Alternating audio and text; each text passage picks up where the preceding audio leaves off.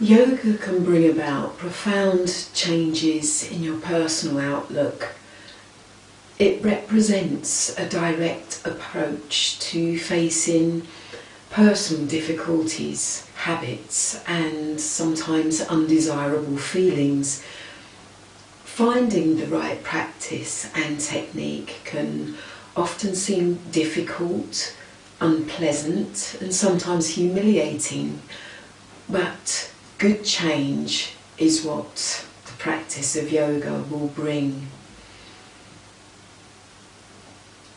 So find yourself in a comfortable seated position, whether that be on a chair, kneeling or sitting cross-legged, and bring your hands to rest naturally on the knees, whether they be holding the knees, palms down or palms up, resting on the knees. Close your eyes and tune in. Explore your rhythmic flow of breath. Scan the body and connect with the essence of your inner sense of self. Feel the flow of blood through your arteries and your veins. Experience the beat of your heart.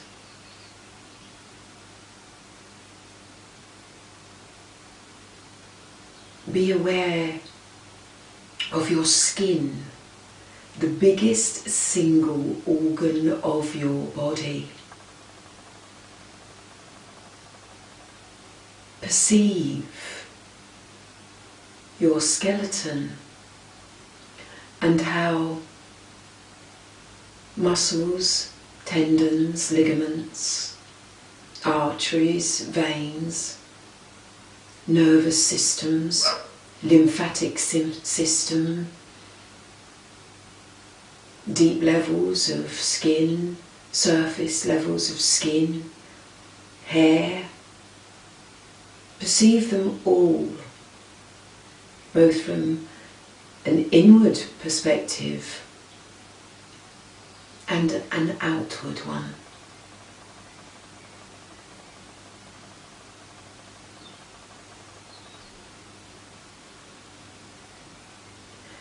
Gently open the eyes. Become aware of your surroundings, of the room that you are in. Let's take a gentle twist of the spinal cord, placing our left hand at the base of our spine, our right hand over onto our left knee. Bear in mind that this can be practiced in a chair as well. There's nothing to stop you practicing many of the upward bodily positions from the seat of a chair. One of those difficulties to overcome, the challenge to be seen as a stepping stone rather than a stumbling block. So rise up through the torso as you inhale, and then as you let go of that breath, begin to rotate to the left, turning the spine and the flesh on the body to the left, nice and slowly, so that you're constantly in observation, continually exploring and consciously controlling.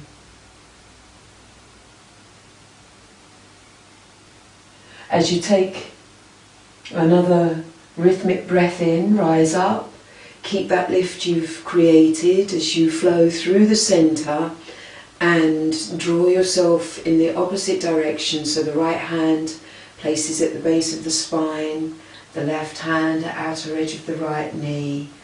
You're rotating, twisting to the right, The head and neck will move last at the very top of the cervical spine, the axis and the atlas bones.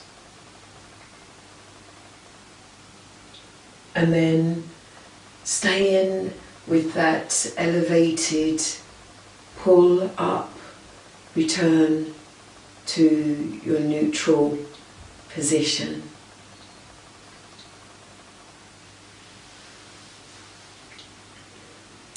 We're going to take ourselves into Malasana now, the yogic squat position, and this is a position of truth.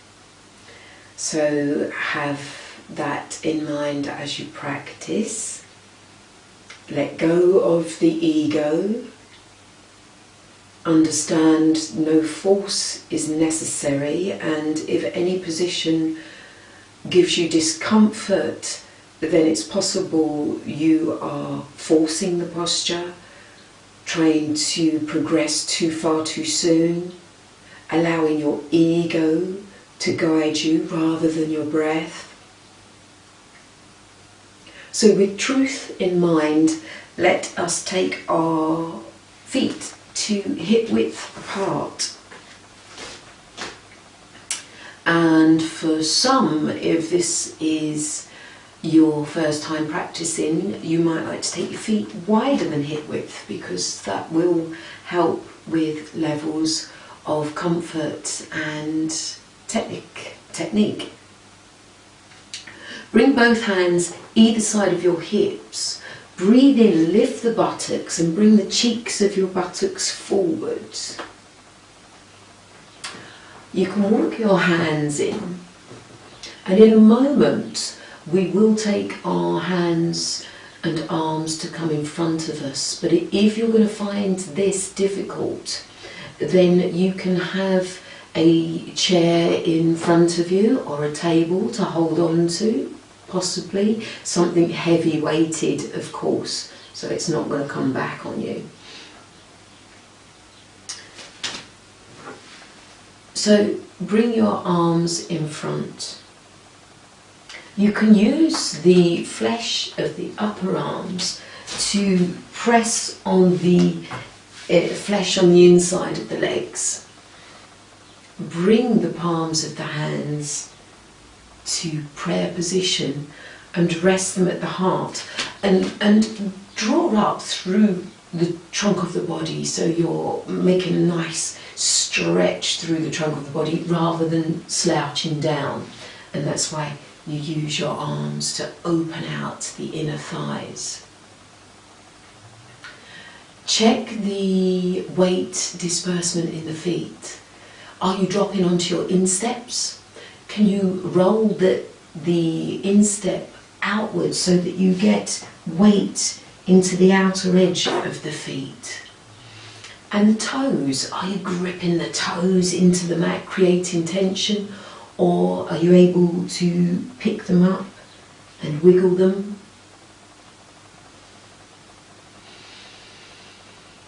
This position is great for the digestive tract. It gives it a massage internally whilst you're doing good rounds of breath.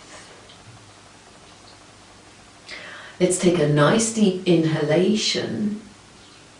Release the hands back behind and bring the buttocks down. You can extend the legs out in front of you and give them a little bit of a shake. Now, if you can't reach that position immediately, it might be quite good if you've just tuned into this video to go right back to the beginning and start at day one, because the position is looked into in more detail, and it shows you how to achieve the fullness of the posture from working at different levels, foundation levels of the position. So let's move on now to do some seated postures that are going to help stretch our legs and also include twists and rotations of the spine. If you have a belt or strap, you can bring that into use. It's a very practical tool. When you use a belt, it acts as a bridge between your hands and your feet, so that it allows you to have something by way of support and connection. Let's take a nice deep breath in, and we're going to bend the right knee in towards us. You can take the time to give yourself a little bit of a hug if you choose, and then rise up through the torso. You want the trunk of the body to always be erect, and to help that, if you pull the stomach muscles in, especially the belly button, draw it back towards the lower spine, it lends its support. Let's bring the fingers around the sole of the foot, of the right foot. Now it's at this point that if you need to use a belt, put the belt round. Let me just show I have a belt here.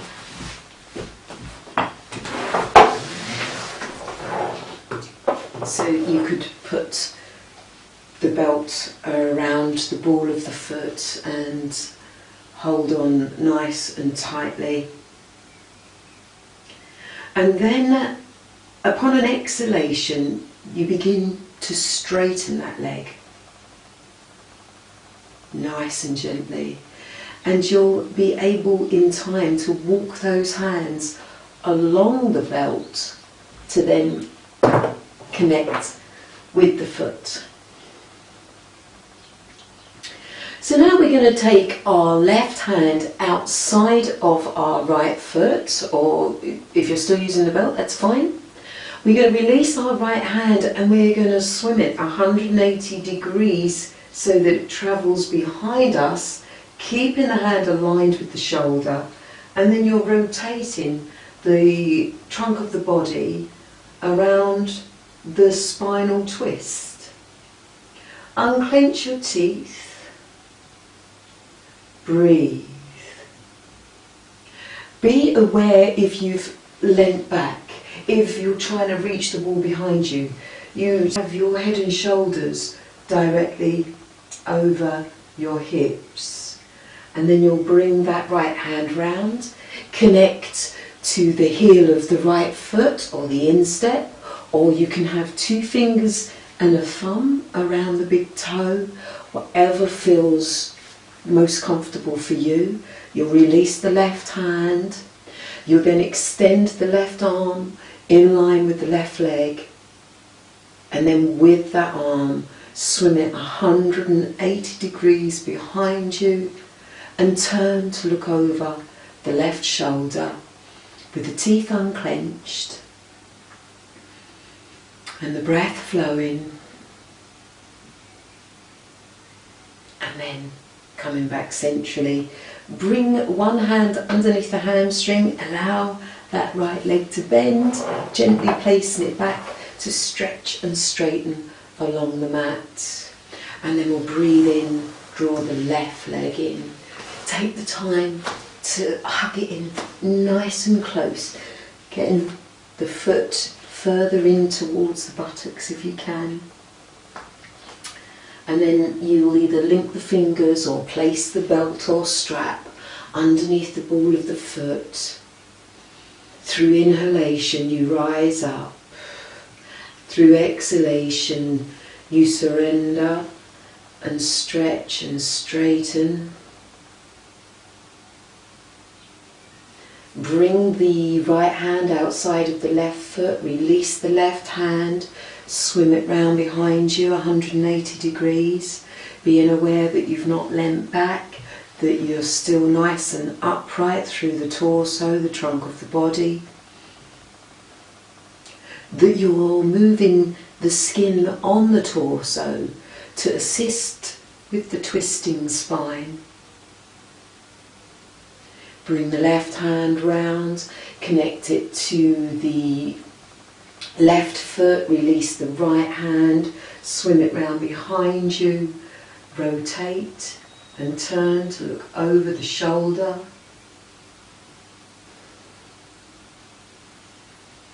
And then coming back to a central position, bending the leg and stretching it forward. Dandasana, staff posture. Have those hands beside the hips. Take a breath in as you exhale. Draw the shoulder blades towards each other. Open out across the front of the chest and breathe.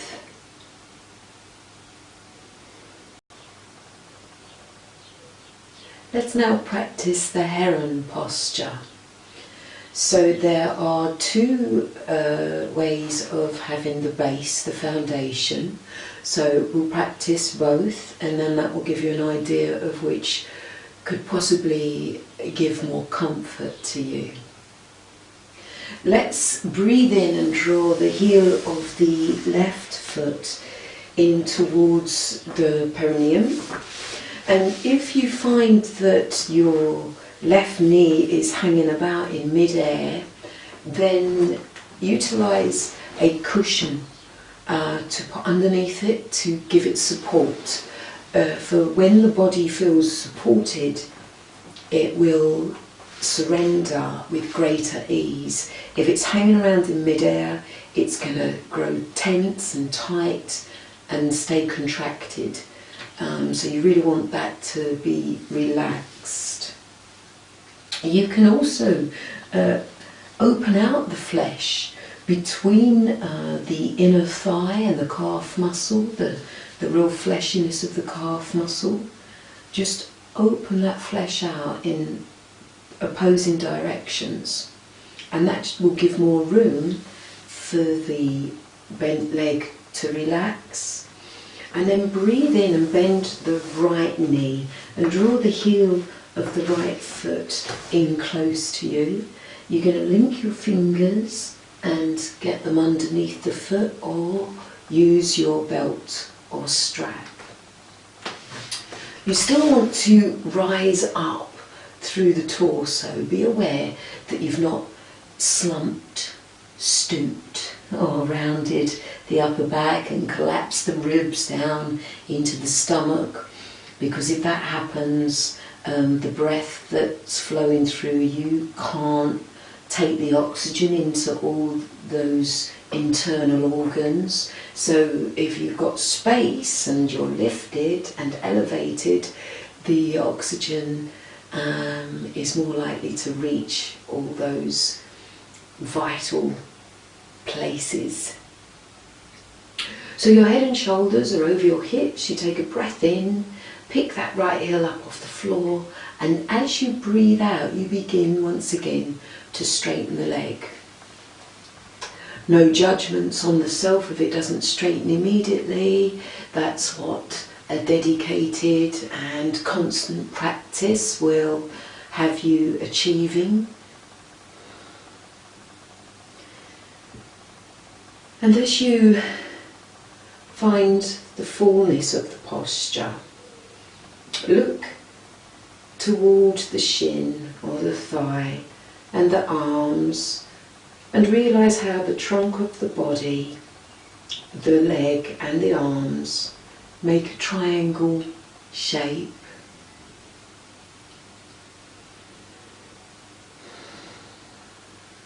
And then gently release that leg and stretch both legs out in front of you.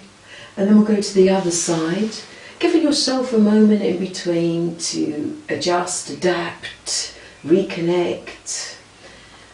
Draw the right heel in towards the perineum, and then bend the left leg, bringing that heel in nice and close. Again, finding your suitable base, linking the fingers, remembering as we started this session, knowing about some of the positions may bring about a discomfort or a challenge to get into them.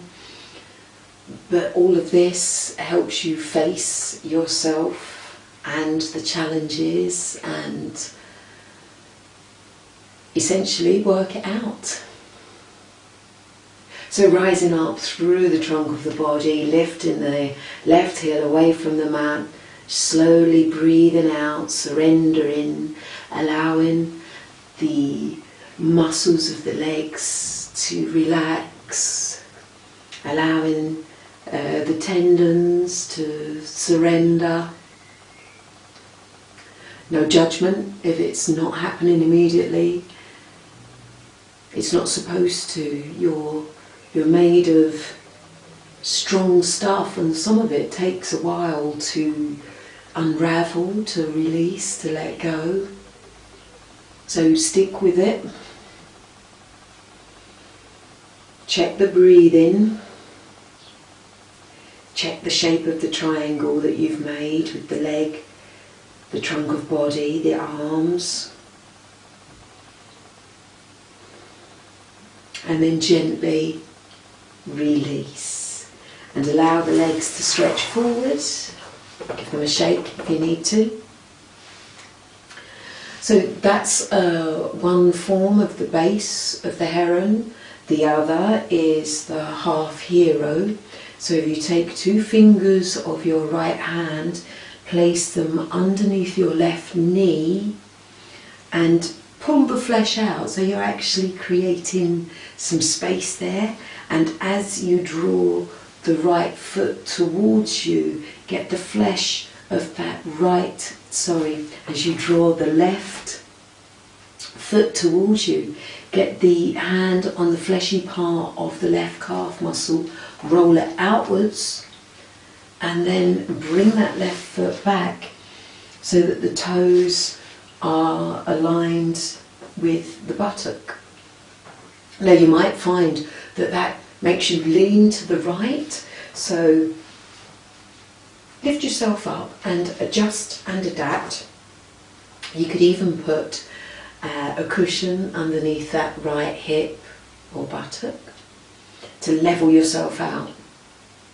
So give yourself the time to feel the base of the posture, and then breathe in, bend the right knee in towards you. So trying to get the right foot aligned with the left knee. Again, you can use your belt or strap here, or you take the connection with the linked fingers under the foot, and then tuning into your flow of breath, find extension through that right leg, allowing it to straighten. And indeed it would be better to be practicing here, keeping the head and shoulders over the hips, nice straight leg, and in time loosening in the hips so that the leg can actually rise up. It would be better practicing here than having a bent knee and slouching forward and coming out of alignment. So that's where we get back to the honest practice, the one of comfort for your ability, the challenge of finding the technique that works for you.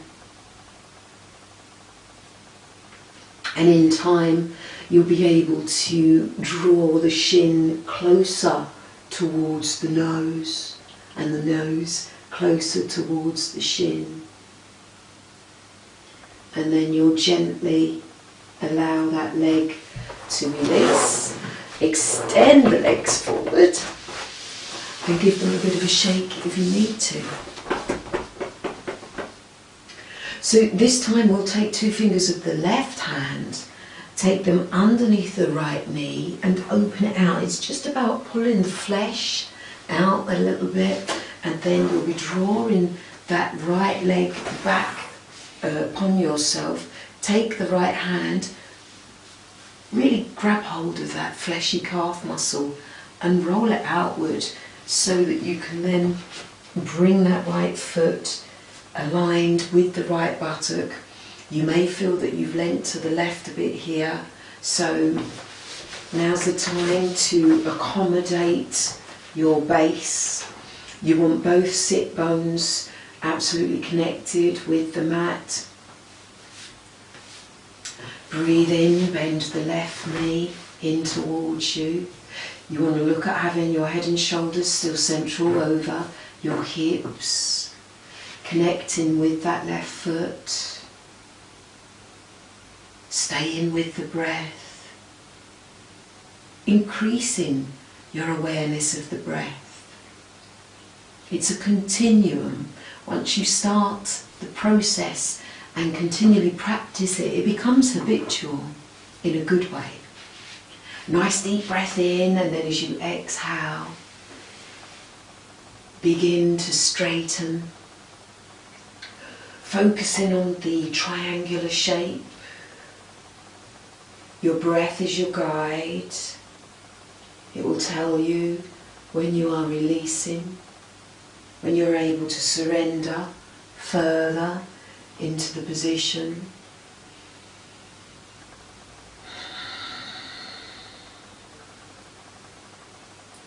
And then gently release. Allow both legs to stretch forward, give them a little bit of a shake, and once again finding yourself into Tadasana. Not Tadasana, Dandasana, staff posture.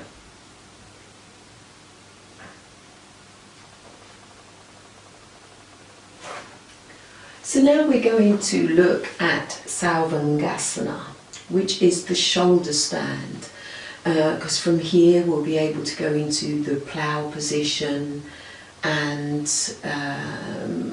that's known as the Queen of all asanas. It rests alongside the headstand, being the King of all asanas, because it's an inverted position. So once again you're getting this wonderful exchange of blood flow. It has many benefits to it. But do bear in mind that if you suffer from high blood pressure, inverted positions are not for you, or you should seek advice as to whether you can practice them in small amounts. You should also not go inverted if you are on your menses, for the females. Now, the very basic stage of this inversion is quite beneficial too, especially for the legs. And you can do this up a wall if you choose to.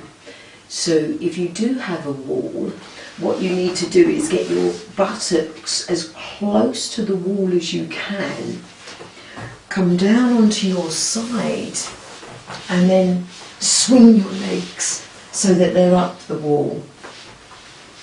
If you can practice it centrally, then you lay on your back and you bring your legs up in the air, the soles of your feet facing the ceiling, almost as if you want to put the footprints on the ceiling. You want a nice connection of the whole of the spine along the mat, so you can have a little tilt of that pelvis, pull the tummy in towards the base of the spine, have your arms resting alongside of you. Now this position, you could stay here for anything up to 10 minutes. And what happens is the blood drains from your feet down through your legs, and whilst you're putting in good rounds of breath cycle within the trunk of the body, when you next stand up, you will have a brand new, rich blood flow filled with oxygen travelling down the legs to the feet, which is really beneficial. Because when you think about it, you spend most of your life either on your feet or possibly laying horizontal when you sleep. And the feet, the toes, are the furthest away from the heart, and the heart has to pump the blood into the arteries, which will take the oxygen to the feet. So it's really quite difficult for the heart to do that whilst standing up. And of course the exchange of the feet, the blood in the feet, having to make its way back through the veins, carrying all the byproducts of the breath cycle back to the heart. It's difficult to do that whilst standing or even horizontally, but inverted like this, you're making that a whole lot easier. So after a while you may feel that the legs, the lower legs, the feet go a little bit colder, and that is the blood draining from them. But rest assured, as soon as you next stand up, that great exchange of rich oxygenated blood will be pumping through them, replenishing, revitalizing. So this is a very base foundation that can lead toward Savangasana, a shouldered stand. Let's breathe in, bend the knees in towards us, and if you can, roll yourself to sit back up, and we'll look at the next stage of Savangasana. Now what I'll do is I'll go into the position, speaking through it. You may like to watch first and then rewind the video and join in. It's good to watch first because that gives you an appreciation of what your mind is going to be asking your body to do. So for demonstration purposes, I may be moving quicker than you will need to do so. So bear that in mind. Maybe watch for the first. So you're going to get yourself a folded blanket and then bring yourself down so that your shoulders connect with the uppermost line of the blanket.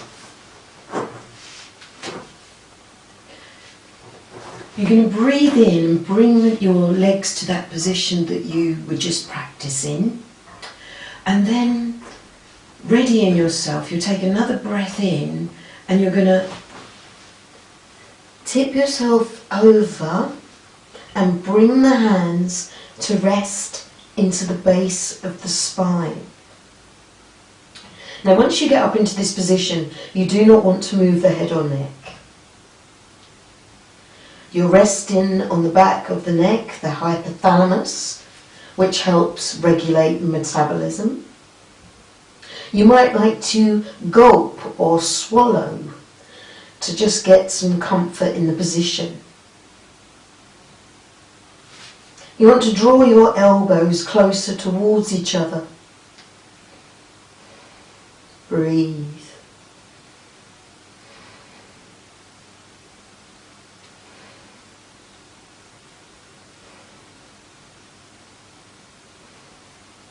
Unclench the teeth. Breathe.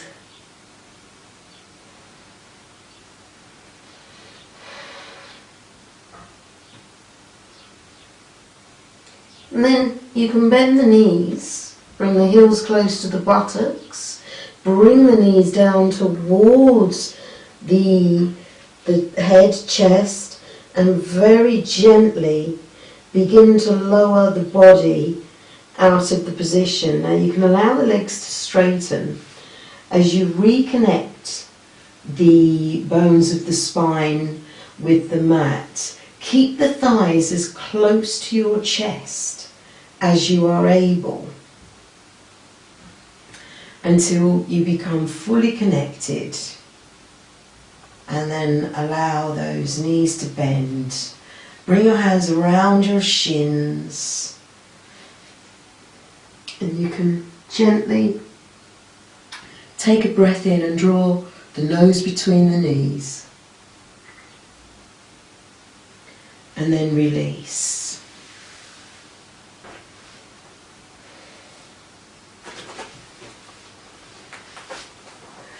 Now, shoulder stand, if comfortable, can be held for anything up to 10-15 minutes, maybe longer. It all depends on how you feel. Bear in mind that when you first practice this, you may not be able to get your legs upright, you may not be able to flick your legs over to get your hands behind the base of the spine, but through a continued dedicated practice and effort, you'll get there. It takes time. You can also have a working tool, as in a chair, placed just above your head so that when you do get the back up and able to flick the legs up, the feet can come over and rest onto the chair.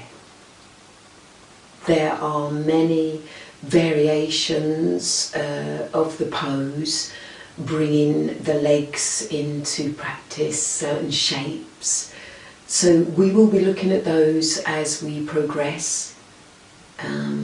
Today that was just the initiation of looking at shoulder stand. It has many benefits, especially for the lymphatic system, the adrenal glands, the metabolism. So yeah, shoulder stand, the queen of all asanas. Let's bring ourselves now to a cross-legged position, one of comfort.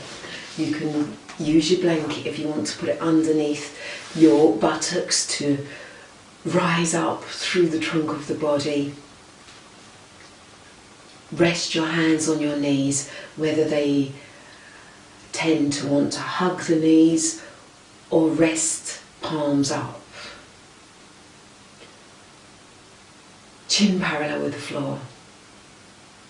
Teeth unclenched. Peel the tongue away from the roof of the mouth. Soften the skin on your face, unfurrow your brow. Close the eyes.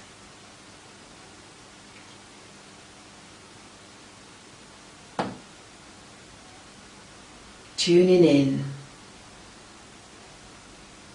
to how you feel internally. Observing the inner self, your inner sanctum, a place where you can find peace, tranquility,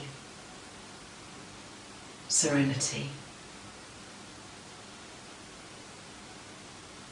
And once you experience this, you will be able to emanate out to those around you by helping yourself. You can help your fellow human beings.